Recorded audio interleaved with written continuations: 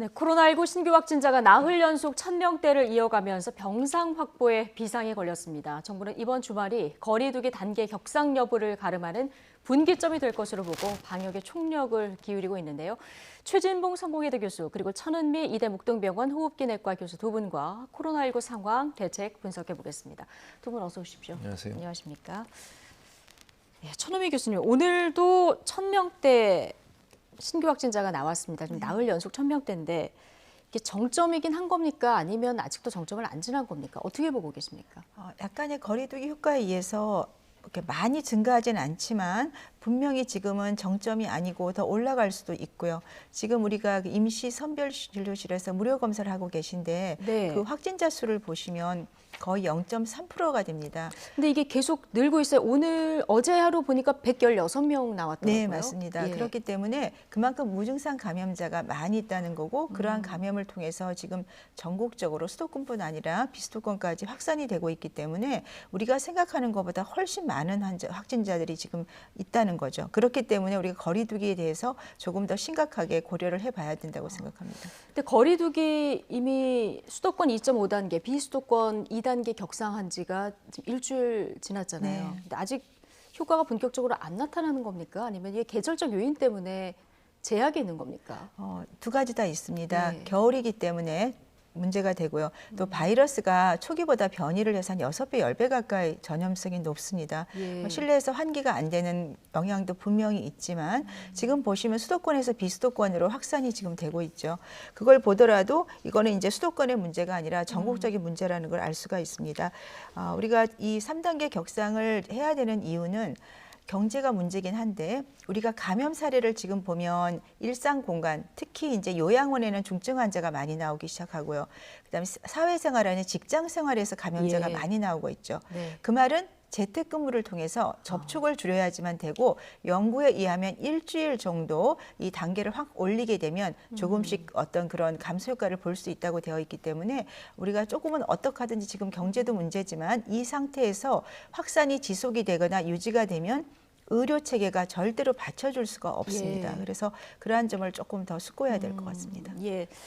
자, 3단계 격상 여부 잠시 후 정세균 총리 워딩과 함께 조금 뒤에 다시 한번 얘기를 해보도록 하고요.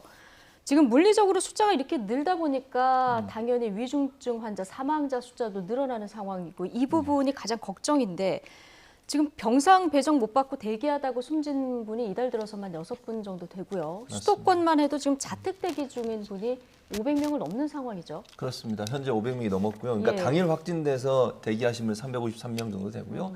그리고 이제 1일 이상 대기하신 분도 217명 정도 돼요. 그러니까 500명이 예. 이만큼 이제 병상이 부족한 건데 그래서 지금 방역 당국이 적극적으로 나서서 주말까지 수도권에 생활치료센터라고 해서 좀 증상이 좀 약한 분 이런 분들 같은 경우 생활치료센터로 입원이 가능하거든요. 예. 거기 한 700명 규모로 돼 있는 생활치료센터 두 곳을 더 마련하기로 계획을 세운 상태고요. 또 중환자 전담 병원을 국립대 병원을 중심으로 해서 중환자 전담 병원을 병실을 확보하기로 했고 또 하나는 이제 그 건보공단의 일산병원 등 네 곳에 또 거점 전담 병원을 지정을 해서 병상을 확보하려고 노력을 하고 예. 있습니다. 워낙 이제 1,000명 이상씩 이렇게 확진자가 나오다 보니까 병상이 충분히 확보되지 않은 상태에서 갑자기 숫자가 늘어나니까 모두 다 수용하지 못하는 상황이 됐는데 빠른 시간 안에 확보될 수 있도록 노력을 해야 될 것 같고요. 일부에서는 지금 일부 병원들은 민간 병원들도 본인들이 거점 병원을 하겠다라고 이렇게 자발적으로 나오신 분들도 예. 있고 또 민간 병원들을 좀 설득을 잘해서 빅5라고 불리는 병원들도 가능한 한 좀 물론 그 안에 치료받는 분도 계시니까 모든 병실을 다 그렇게 할 수는 없지만 예. 가능한 범위 내에서 좀 더 많이 협조를 받아서 병상을 확보하는 게 필요하지 않을까 하는 생각이 듭니다. 예.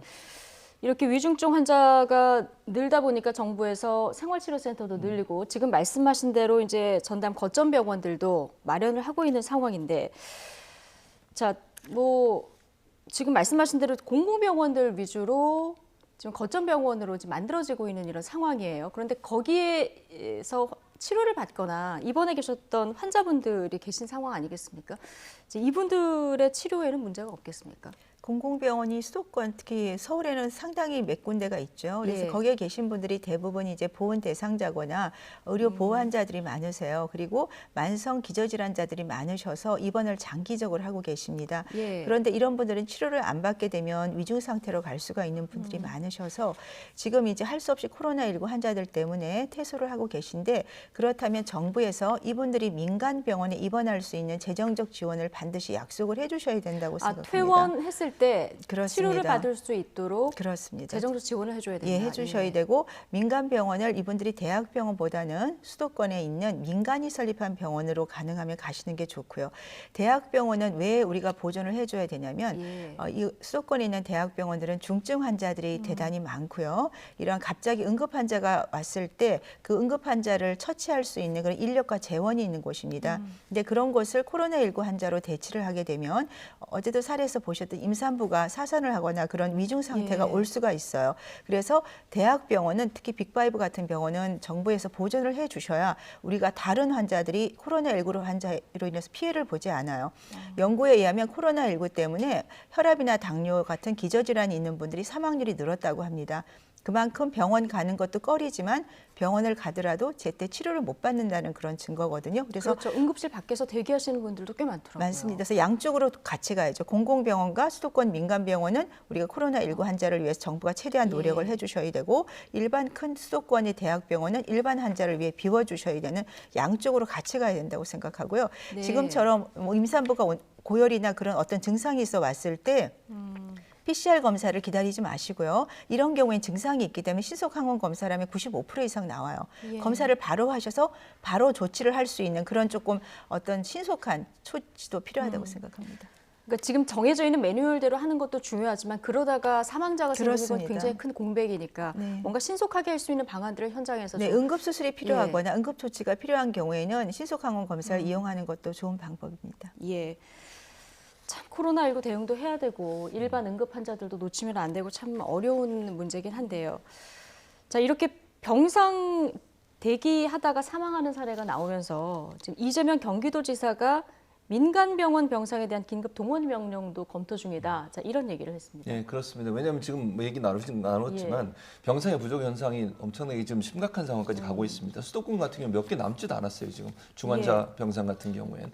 그래서 지금 긴급하게 병상이 필요한 상황인데 당장 병상을 확보할 수 있는 상황이 안 되다 보니까 감염병 예방법에 보면 필요한 경우에 긴급한 사항에 대해서 긴급 명령을 내릴 수 있게 돼 있습니다. 병원도 그렇지만 이제 기숙사나 다른 어떤 시설들도 자발적으로 참여할 수도 있지만 자발적으로 참여가 부족하다고 하면 긴급하게 지방자치단체장이나 정부의 보건복지부 장관이 명령을 내릴 수 있도록 법이 돼 있는데요. 그걸 이제 검토하고 있는 거예요. 이제 1차적으로 경기대 기숙사를 지금 1차적으로 지원을 받아서 경기도는 거기를 생활치료센터로 지금 활용하고 있는 상황이거든요. 근데 이게 더 심각해진다고 하면 계속 이렇게 손을 놓고 계속 있을 수는 없잖아요. 가정에서 지금 기다리다가 대기하다 사망하신 분도 생기고 또는 요양병원에 있는 분들이 다른 병원으로 전원을 해야 되는데 병원이 없어서 병상이 없어서 전원이 안 돼서 사망하는 분도 계시기 때문에 경기도는 아마 이 부분을 적극적으로 검토를 하는 것 같아요. 만약 필요하다고 하면 국민의 생명을 보호하기 위해서 지방자치단체장으로서 강제 동원권도 발령하겠다라는 조치는 아직까지 확정된 건 아니고요. 검토 중에 있기 때문에 이 부분도 논의를 통해서 또 숙고하면서 아마 검토가 될 것 같고 그 사이에 혹시나 자발적으로 참여하신 분들이 있다고 하면 그런 병상들도 확보할 수 있는 방안도 고려할 걸로 보여집니다. 또 워낙 상황이 위급하다 보니까 이제 민간병원 긴급 동원령 얘기까지 나오는 상황인데요. 뭔가 설득을 하거나 혜택의 방법으로 좀 유도를 하는 방법은 없을까요? 네, 민간병원은 이제 개인이 설립한 병원이기 때문에 어떤 재정적 확약이 꼭 있어야 되죠. 그래서 우리가 뭔가 물건을 살 때 계약금을 걸고 그다음에 이제 마지막에 하듯이 그런 식으로 조금 더 철저하게 좀 신뢰를 주시면 좋을 것 같습니다. 그렇게 하면 의료인들은 개중에 분명히 병원을 제공하실 분들이 있다고 생각하고요. 특히나 이제 말씀의 생활치료시설 같은 경우도 저는 뭐 학교 기숙사도 뭐 필요하겠지만 연수원이나 국가에서 정부기관에 쓰는 이런 회관이나 그런 것이 상당히 있을 것 같아요. 그래서 가능하면 좀 비어 있는 공간을 쓰시는 것이 좋을 것 같고요. 기숙사는 뭐 방학에도 학생들이 있을 수 있으니까. 네, 그래서 그런 쪽으로 피해를 좀 최소화해 주시면 좋을 것 같고요. 지금 사실은 중증 환자, 위중 환자 때문에 중환자 병상이 가장 문제가 되는데 저는 이제 임상 의사 입장에서 우리가 중증으로 가지 않게 초기 치료를 잘하는 것이 훨씬 중요합니다. 그래서 최대한 고령자나 기저질환자는 대기를 하시면 안 돼요. 무조건 확진이 되면 병상에 입원을 할 수 있게 해야 되는데 지금 병상이 없어서 입원을 못 하시기 때문에 예. 공공병원이 준비가 될 때까지는 저는 연수원이나 체육관 이런 강당에 좀 대규모로 일반 병상을 만들어서 최소한 의료인들이 관찰을 하고 초기 치료를 할 수 있게 해주시면 도움이 될 거고요. 예. 그 상태에서 중증으로 안 가게 되면 우리가 중증 환자가 되지 않죠. 그런데 병상이 없다고 무조건 기다리게 되면 2, 3일 이내 이분은 위중증자로 갈 수 있고 사망을 할 수가 있습니다. 그래서 의료 체계를 그러니까 예방 개념으로 가는 거죠. 초기 치료를 예. 잘해서 중증 환자를 만들지 않은 쪽으로 가는 것이 더 중요하다고 생각합니다. 그러니까 고령자나 기저질환자 같은 경우는 당장 증상이 없어도 절대 집에서 대기하는 건 안 되고 무조건 위험하고. 병동에 입원을 하셔야 예. 됩니다. 그러니까 예. 병동이 부족하다 보니까 생활치료센터에라도 들어가셔서 관찰을 하게 해야 된다. 최소한 관찰을 해야 되고 그리고 병동을 말씀드린 대로 예. 큰 공간을 이용하게 되면 의료진이 소수의 의료진이 그분들을 관찰하고 수액 치료라든지 초기 치료를 하시게 되면 훨씬 효과적으로 좋아질 수 있습니다. 예. 초기와 달리 지금은 약물들이 꽤 많이 나와 있거든요. 그래서 제가 항체 치료제라든지 뭐 스테로이드라든지 렘데시비르 같이 공인된 검증된 약물들을 초기에 투여하시게 되면 집에 대기해서 사망하는 그런 경우는 많이 막을 수 있습니다. 예. 그러니까 지금부터는 중환자로 안 가도록 중환자 맞습니다. 숫자가 많이 발생하지 않도록 하는데 방역에 초점이 맞춰져야 된다 이런 네, 얘기를 맞습니다. 해주셨는데 자 교수님 아까 대학 기숙사 이 생활치료센터로 쓰는 문제 이제 얘기가 나왔는데 지금 이 과정에서 학생들하고 충분한 협의 과정이 없었다 이런 비난 글들이 지금 많이 올라온 상황인 것 같고요. 그러다 보니까 경기도에서는 이게 지금 고발을 검토 중이라고 하는데 가짜 뉴스로 보고 있는 것 같아요. 뭐 근거가 있는 겁니까? 그러니까 이런 거예요. 뉴스 예. 자체를 가지고 문제를 삼는 게 아니고 예. 뉴스에 달린 댓글들이에요. 네. 댓글들이 문제가 되고 있는 건데, 그러니까 지금 경기도 기숙사를 생활치료센터로 경기도가 확보를 해서 지금 사용을 하고 있는데 이 부분에 대해서 댓글에 그러니까 학생들과 충분한 논의가 이루어지지 않은 상태에서 SNS상에 글이 퍼 날라지고 있는 거예요. 예. 이제 그 부분에 대해서 경기도는 학생들과 충분히 논의했고 학교와 충분히 논의해서 결정된 사항인데 일방적으로 이런 SNS의 글들이 가짜 뉴스로 퍼지고 있다는 거죠. 그러니까 뉴스 형태는 아니지만 SNS상에 글이 퍼지고 있는데 경기도가 강제로 동원을 했고 학교와 충분한 논의는 학생들과 논의가 없이 이루어졌다라고 하는 부분이 퍼지면서 이게 이제 매크로라고 하는 건 우리가 잘 아시는 것처럼 이런 예. 겁니다.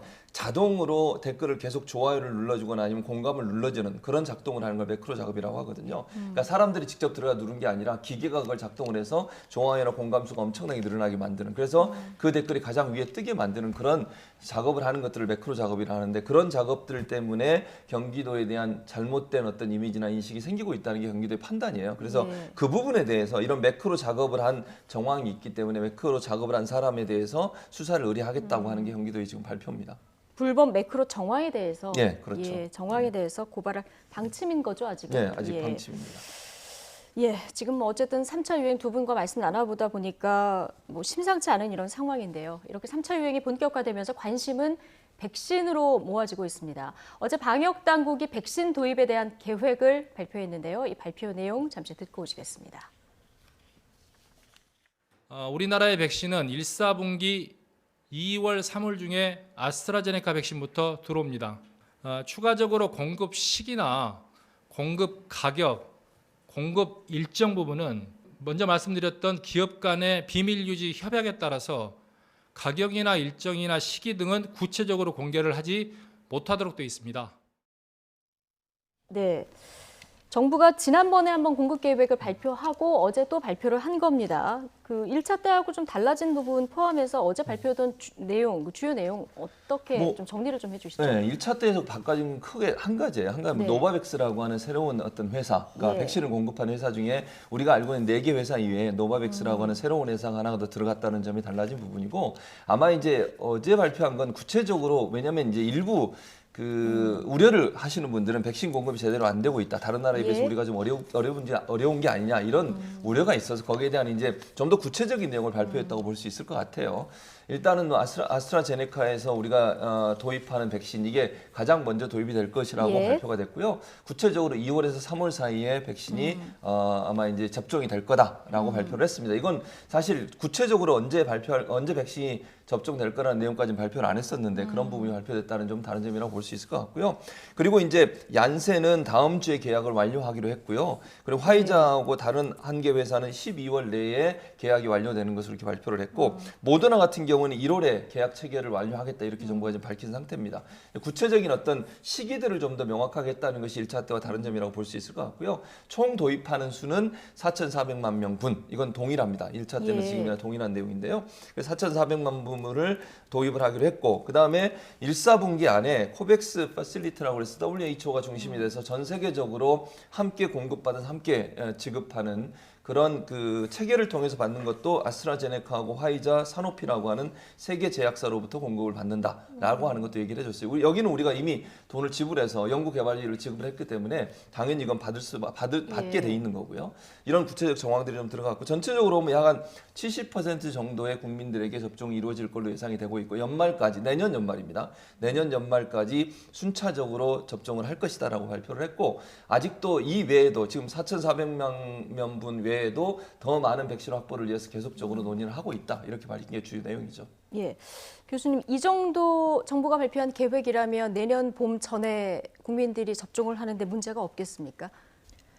지금 완전히 우리가 접종을 할 수 있다고 정부가 발표하신 거는 아스트라제네카죠. 예. 아스트라제네카 구매 계약서를 이제 처결을 하셨는데 아스트라제네카가 지금 사실 임상 3상이 안 끝났기 때문에 언제 승인이 될지를 조금 모르겠습니다. 그러니까 정부에서는 2월, 3월이라고 하지만 예. 지금 임상 3상이 내년 초에 언제 끝날지에 따라서 이게 승인되는 날짜가 달라질 거기 때문에 조금 그 점에 대해서는 개인적으로 조금 더 기다려봐야 되지 않을까. 아직 확실한 생각합니다. 아스트라제네카 여기 아직 3상 실험이 안 끝났기 때문에 이것도 좀 지켜봐야 되는. 네, 임상 상황인 3상이 건가요? 상당히 시간이 많이 걸리고 예. 중간에 혹시라도 또 다른 일이 발생할 수도 있기 때문에 그 기간을 특정하는 것은 지금 좀 어려울 것 같습니다.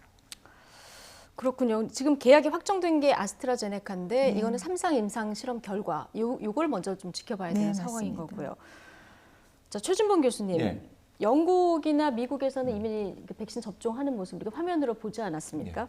우리는 지금 계약 단계입니다. 그런데 정부가 우리 K방역이라고 해서 굉장히 빨리 선제적으로 대응을 많이 했었는데 백신에 대해서 이렇게 신중했었던 이유 어제 정부가 발표를 했는데 뭐라고 설명합니까? 일단 이런 거예요. 7월 달부터 이제 백신 공급 지난 7월부터 예. 백신을 구체적으로 우리가 수입하기 위해서 노력을 많이 했었는데 두 가지 이유를 얘기했습니다. 예. 첫째는 뭐냐면 사실 이제 백신 개발을 초기에 선구매를 했던 분들, 예를 들면 영국, 뭐 유럽이나 미국에 있는 나라들 같은 경우에는 백신이 개발돼서 안전성이라든지 아니면 3상 결과까지 나오지 않은 상태에서 선구매를 미리 했던 거예요, 거기는. 물론 선제적으로 한 거죠. 그러니까 이렇게 말씀드렸습니다. 실패를 하더라도 혹시 백신이 제대로 공급이 안 되거나 아니면 백신 개발이 실패해도 우리는 그 실패를 감수하고서라도 우리는 계약을 하겠다라는 차원에서 시작을 한 거고요.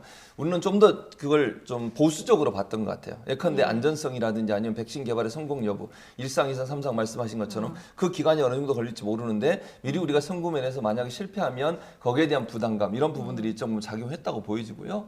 그런 부분들 때문에 7월부터 이제 적극적으로 우리가 뛰어들어서 아마 백신 공급을 위해서 계약을 시작을 했던 것 같고 그러다 보니 이제 유럽이나 미국보다는 계약이 좀 더 늦어진 부분이 있다. 이건 이제 그 지금 아까 말씀드린 그 안전성이나 그다음에 백신 개발의 어떤 그 성과 또는 성공 여부 이런 부분들이 고려됐다고 하는 부분이 첫 번째 요소라고 할 수 있을 것 같고요.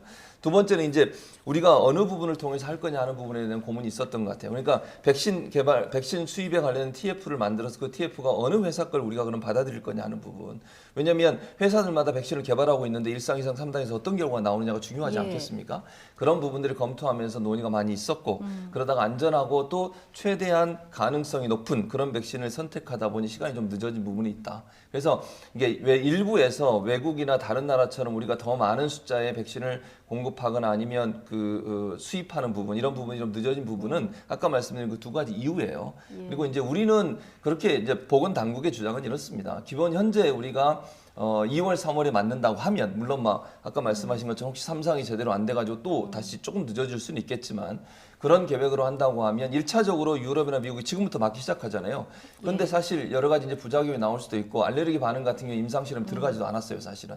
그래서 그것 때문에 혹시나 부작용이 나면 거기에 대한 대비도 할 수 있는 기간도 있을 수 있으니까 예. 일단은 우리가 최대한 빨리 맞도록 노력을 하되 이런 절차를 통해서 한다고 하면 다른 나라보다 크게 늦어지는 거 아니다. 이렇게 지금 주장을 하고 있는 거죠. 다른 나라의 상황을 좀 지켜보자. 예. 자, 이런 신중한 입장이었다는 건데 사실 외신에서 우리가 그 코로나19 방역 대응을 잘했기 때문에 사실 백신에 대해서도 좀 여유를 보인다. 이거 굉장히 긍정적인으로 평가하는 기사들이 있었습니다. 근데 지금 이 3차 확산세가 예상했던 것보다 좀 심각한 상황인데 이 정도 상황이 될 거라는 거는 예상 수치에서 없었던 걸까요? 좀 예상을 못했던 것 예. 같습니다. 겨울이라든지 바이러스의 변이 정도라든지 그리고 단계 완화로 인해서 어떤 사람들의 접촉이 많아질 거라는 그런 조금 그걸 못하지 않았을까 좀 예. 그런 면에 좀 아쉬움이 많이 있고요. 근데 그런 걸 떠나서 백신은 가장 이 코로나19를 종식할 수 있는 근본 열쇠이기 때문에 백신에 대해서는 지금이라도 조금 더 외교적 노력을 동원해서라도 백신을 많이 그 확보한 나라들이 꽤 있거든요. 예. 그러니까 그런 게 조금 우리도 좀 내년에 다른 나라하고 가치는 좀 맞았으면 좋겠다. 내년 말은 사실은 다른 나라들은 이미 외교나 경제 무역이 활발해질 때 예. 우리는 이 코로나 때문에 또 어려움을 있을 수도 있기 때문에 지금 외교적 노력이 굉장히 필요한 때가 아닌가 생각합니다. 아, 이미 물량을 많이 확보한 나라들이 있기 때문에 백신 확보는 외교력을 동원해서라도 조금 공격적으로 하는 것이 좋겠다. 이게 천은미 교수님의 의견이시고요. 자, 임상 시험이 성공한다는 가정하에 아스트라제네카 우리가 이제 가장 빨리 맞을 수 있는 가능성이 가장 큰 거니까요. 효과를 좀 보면 자, 화이자 백신이 95% 정도 효과가 나타나는 걸로 지금 나타나 있고요. 모더나가 94%, 아스트라제네카가 62%에서 90% 이렇게 돼 있습니다. 이게 집단 면역 형성하는데 이 정도 그 효능이면 문제가 없는 겁니까?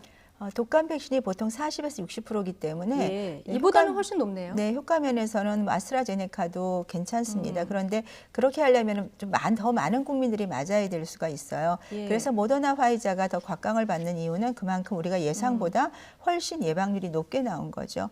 네, 그런 면에서 조금 차이가 있는 것 같고 그 대신에 유통이라든지 가격 면에서 조금 비싸죠. 유통이 좀 어렵고 아스트라제네카는 가격이 싸고 유통이 용이하다는 장점이 있고 또 우리나라에서 위탁 생산이 가능하기 때문에 다른 백신보다 조금 구입이 용이할 거라는 그런 장점은 있습니다. 예.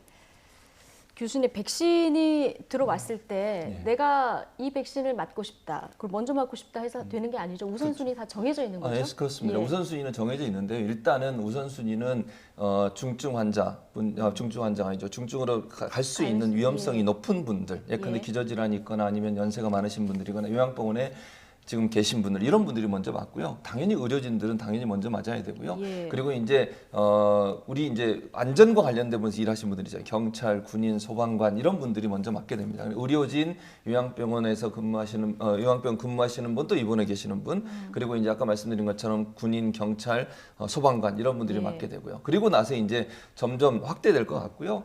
그 다음에 이제 또 하나는 우리가 일반적으로 볼 때 그 임산부라든지 어린이 같은 경우는 임상실험에 포함이 안 됐어요. 그래서 아마 조금 더 시기가 늦어질 가능성이 있다는 생각은 듭니다. 그래서 그런 분들은 임상실험이 완전히 임상실험 안에 포함된 영역이 아니어서 그분들이 혹시 맞다가 이제 부작용이 날 가능성이 있기 때문에 뒤로 밀릴 가능성이 있고요. 그럼 순차적으로 되고 약도 그러면 여러 회사들의 백신이 들어오는데 내가 고를 수 있냐? 아마 그렇게는 어려울 것 같습니다. 그러니까 내가 어떤 회사 걸 맞고 싶다고 해서 그걸 맞을 수 있는 상황은 아닌 것 같고요. 예. 아마 이제 배분되는 과정에서 정부가 어떤 방법으로 배분할지 모르겠지만 내가 선택하는 백신을 내가 맞을 수 있는 상황까지 가기는 좀 어렵지 않을까 이렇게 예상이 됩니다. 예.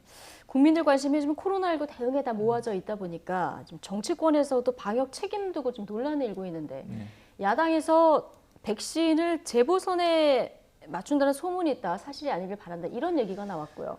여기에 대해서 이제 음모론이다. 여당에서 이렇게 맞섰는데 이런 공방은 어떻게 보십니까? 저는 이런 문제를 가지고 정치적으로 다루는 것 자체가 저는 문제라고 봐요. 그래서 정치권이 좀 더 냉정하게 이 코로나나 아니면 이 백신 문제 같은 경우에는 국민의 안전과 생명과 연관된 문제 아니겠습니까?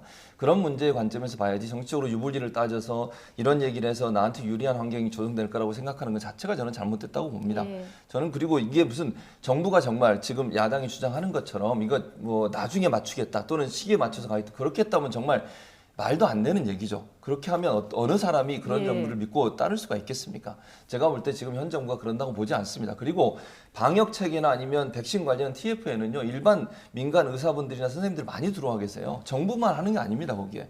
다양한 분들이 들어와서 전문가들이 다 얘기하고 또 의견 주고 그 의견 모아가지고 정책을 결정하지 뭐 행정하는 분들만 모여서 하는 게 아니잖아요. 그런 분들이 이런 상황을 보면 가만히 있겠습니까? 예. 감출 수 있는 상황도 아니고 그걸 뭐 가능한 한 지금 보면 백신 빨리 맞게 해달라고 국민들도 요구하고 있고 더 많이 도입해달라고 요청하고 있는데 그걸 늦춰가지고 무슨 이익이 있다고 그런 행동을 하겠습니까? 저는 야당이 너무 정치적으로 문제를 보려고 하지 마시고 여기에는 여야 정치 보수 진보를 떠나서 예. 국민의 안전과 생명과 관련된 부분이 한 마음으로 모아서 갔으면 좋겠다는 생각이 듭니다. 네. 지금 온 국민의 힘을 모아야 할 때인 만큼 정치권에서 논란이 될 만한 이야기들은 좀 자제하는 것이 예. 좋겠다. 예. 자, 이게 너무 상황이 오래되다 보니까 국민들도 지치고 특히 뭐 의료진 여러분들의 뭐 노고는 뭐 말로 표현할 수 없을 만큼 모든 국민들이 감사함을 표하고 있을 텐데 거리두기 단계를 빨리 3단계로 가야 되느냐 말아야 되느냐 이 고민이 정부에서 굉장히 깊은 것 같습니다. 정세균 총리 얘기 잠시 듣고 오시겠습니다. 거리두기가 3단계로 상향되면 약 200만 개에 달하는 영업장과 시설들이 문을 닫거나 운영에 제한을 받게 됩니다. 또한 국민의 호응과 참여 없이는 거리두기 자체가 공허한 조치인 만큼 사회적 공감대가 충분히 확보되어야 합니다. 치밀하게 준비하되 필요하다고 판단되는 시점에서 과감하게 결정하겠습니다. 네, 치밀하게 준비하되 필요하다고 판단되는 시점에서 과감하게 결정하겠다 얘기를 했습니다. 이번 주말이 굉장히 중요하고 이 단계 인상 결정을 하는데 굉장히 중요한 상황인데 일단 조건으로만 보면 3단계 기준은 충족한 상황인 거죠? 네, 3단계를 훨씬 넘었죠. 예. 사실은 지난주부터 3단계 기준에 도달했습니다만 예. 자, 경제 문제가 자꾸 문제가 되는데 경제와 방역을 동시에 지금 할 수는 없고요. 우선은 방역, 저는 생명이 예. 더 중요하다고 생각하는 쪽이기 때문에 우리가 지금 치료를 못 받고 대기 중에 사망하는 사례가 지금 계속 나오고 있기 때문에 이 점에 대해서 우선은 방역을 조금 더 올려야 될 것 같습니다. 그래서 예. 아까 말씀 재택근무나 그런 상황을 위해서 3단계의 격상이 만약 안 된다면 곳곳에 우리가 필요한 그런 사항들을 조금 넣어서 방역을 한 번 더 올려보시고요. 그리고 선별진료소를 수도권뿐 아니라 지방에도 좀 설치를 해서 우리가 무료 검사를 통해서 초기에 무증상 감염자를 찾아서 가족과의 격리를 통해서 확진자를 감소시키는 그런 방법도 꼭 필요하고요. 그리고 지금 선별진료소에 많은 의료진들이 이 추운 날씨에 너무 힘들어하거든요. 그러면 예. 이 생활치료시설의 인력도 굉장히 부족하고 지금 사실은 우리 인턴을 시험을 보게 만일 되면 3,000명의 인력이 지금 생활치료시설이나 선별진료소에 투입이 될 수 있습니다. 그래서 그러한 점도 대승적 차원에서 정부와 의료계가 힘을 합해서 빠른 시간 내에 좀 협조를 해주시면 이 어려운 난관에 큰 힘이 될 수 있다고 생각합니다. 3단계 격상을 빨리 하는 것이 좋겠고 안 되면 곳곳에 네, 여러 가지 그렇습니다. 병행하는 방법들을 좀 생각해 볼 네네. 필요가 있겠다 얘기를 해주셨는데 아까 선별진료소 의료진들 고생하는 얘기 해주셨는데 화면에서 보니까 이분들 비닐장갑 끼고 손 꽁꽁 얼어서 굉장히 고생들 많이 하시더라고요. 자, 3단계 올리면 좋겠지만 이게 안 됐을 경우는 안 되는 걸 고민하는 거는 경제 문제 때문인데요. 3단계가 됐을 때 모임, 뭐 종교활동 그리고 시설들 이용 못하는 거 굉장히 많이 달라집니다. 그렇죠. 어떤 것들이 어떻게 달라집니까? 예, 굉장히 많이 달라집니다. 예. 우리 생활의 많은 부분 좀 제약을 받게 되는데요. 말씀하신 것처럼 모임 행사 같은 10명 이상은 모일 수 없게 돼 있습니다. 그래서 10인 미만으로만 모여야 되고요. 학교나 유치원까지도 원격 수업됩니다. 그러니까 일반 지금도 뭐 중고등학교나 대학은 다 비대면 하고 있는데 일단 학교 유치원 같은 경우 모두 원격 수업으로 전환이 되고 종교 활동도 지금은 20인 미만으로는 할 수가 있게 돼 있거든요. 그런데 여기도 1인만 영상으로만 허용하게. 그러니까 한 명이 영상으로 찍어서 내보내는 것만 종교 활동 가능해지게 되고요. 백화점, 헬스장, 결혼식장, 미용실까지도 다 문을 닫게 됩니다. 그래서 필수 시설 외에 다른 시설들은 다 집합 금지 명령이 내려지게 되고요. 또 하나 식당 같은 경우는 9시까지 영업은 가능합니다. 3단계가 돼도. 다만 거리두기가 지금은 4제곱미터당 한 명씩 앉게 돼 있는데 이게 2배로 늘어납니다. 즉 식당 안에 8제곱미터당 한 명씩 좌석을 앉게 되기 때문에 네. 훨씬 적은 숫자만 식당 안에서 9시까지만 식사가 가능하게 되고요. 교통시설 같은 게 KTX 고속버스는 예매가 50% 미만으로만 됩니다. 그 이상은 예매를 할 수 없게 돼 거리 두기를 하기 위해서 그렇게 돼 있고요. 직장 근무도 일반 회사들도 반드시 필요한 필수 인력에는 전부 다 재택근무를 하도록 정부가 강제화를 할 수 있는 조치까지 내려지게 된다. 이런 점들이 이제 크게 달라지는 부분이라고 볼 수 있습니다. 예. 앞서 천은미 교수님께서 지방에도 좀 선별 진료소를 늘려서 이 감염자들을 빨리 찾아내야 된다. 그러니까 지금 젊은 사람들 감염돼서 노인 측으로 옮겨가고 이런 악순환이 계속 되다 보니까 무증상 감염자 빨리 찾아내는 게 가장 중요하다는 말씀 해주셨잖아요. 근데 선별 진료소를 늘리는 건 좋은데 따라서 인력도 늘어나야 되는데 지금도 부족한 상황이라서요. 어떤 그 대안이 있을 수 있을까요? 네, 그래서 제가 아까 말씀드린 네. 인턴 인력이 사실은 이거 선별진료소의 검체라든지 아니면 생활치료시설의 그 모니터 관찰하는 정도를 할 수 있는 인력이고요. 그리고 그것도 부족할 경우에는 이제 은퇴하신 분들한테 좀 도움을 청하지만 많지는 않으실 거예요. 그래서 의료 인력을 좀 효율적으로 사용을 해주셨으면 좋겠고요. 이 선별진료소 같은 경우도 무료 검사가 되다 보니까 많은 분들이 이제 검사를 받으시기 때문에 코로나19가 끝날 때까지는 3주가 아니라 지금처럼 많이 아니라도 상설적인 그런 임시 검사소를 좀 설립을 해주시면 좋을 것 같고요. 그리고 지방에서 보시면 요양원에서 많이 나오다 보니까 요양병원에서 확진자들이 많이 나오고 중증 환자가 늘기 때문에 수도권과 비수도권 저는 모두 다 일주일에 한 번씩 신속항원 검사를 계속 돌렸으면 좋겠습니다. 아, 계속 주기적으로. 맞습니다. 네. 자, 은퇴한 분들이나 인턴 분들을 활용해서 이 선별진료소에서 조금 투입하자 얘기를 해주셨는데 최진봉 교수님 그냥 당장 지난해 국시에 좀 차질이 있었잖아요. 네. 이 부분은 뭐 다시 재고의 여지가 있는 겁니까? 뭐 제가 볼 때는 지금 상황에서는 뭐 재고 여지가 있다라고 제가 단정적으로 얘기할 수 있는 상황은 아닌 것 같고요. 다만 저는 천은미 교수님 말씀에 전적으로 동의해요. 기본적으로 왜냐하면 무증상 상태라든지 아니면 경증 상태에서 확진이 돼 있는데도 본인도 모르고 돌아다니는 경우들이 너무 많아서 이게 지금 현재 1,000명 이상 늘어나면서 보이지는 상황을 보면요. 대체적으로 그 감염원을 찾지 못해서 계속 확산되는 경우들이 너무 많거든요. 그래서 좀 선제적으로 할 필요가 있다는 생각이 분명히 들어요. 그렇지 않으면 찾아내지 못하면 이분들이 모르는 사이에 계속 감염이 확산시키는 요소가 되니까 숫자가 떨어지지 않거든요. 그래서 선제적으로 전 국민을 가능한 한, 물론 자발적으로 하시겠지만 전 국민이 다 조사를 받을 수 있는 환경까지 가는 것이 어찌 보면 근본적으로 문제를 해결할 수 있는 방법이기 때문에 저는 선별 진료소를 확대하는 거, 물론 어려움도 있고 제약도 있지만 그런 방안들을 좀 더 적극적으로 검토할 필요가 있고 수도권이 지금 제일 많이 나오지만 지방도 그렇게 좋은 형편은 아니라고 보거든요. 그래서 가능한 한 선별 진료소를 많이 만들어서 많은 사람들이 검사를 받는 방향으로 가는 것이 전체적으로 확진자를 줄이는 방법이 되지 않을까 하는 생각이 듭니다. 예. 연말 모이지 말고 돌아다니지 말고 방역 수칙 잘 지키는 일단 이번 주말이라도 좀 그렇게 보내야 될 것 같습니다. 최진봉 성공회대 교수 그리고 천은미 이대 묵동병원 호흡기내과 교수 두 분과 이야기 나눠봤습니다. 고맙습니다.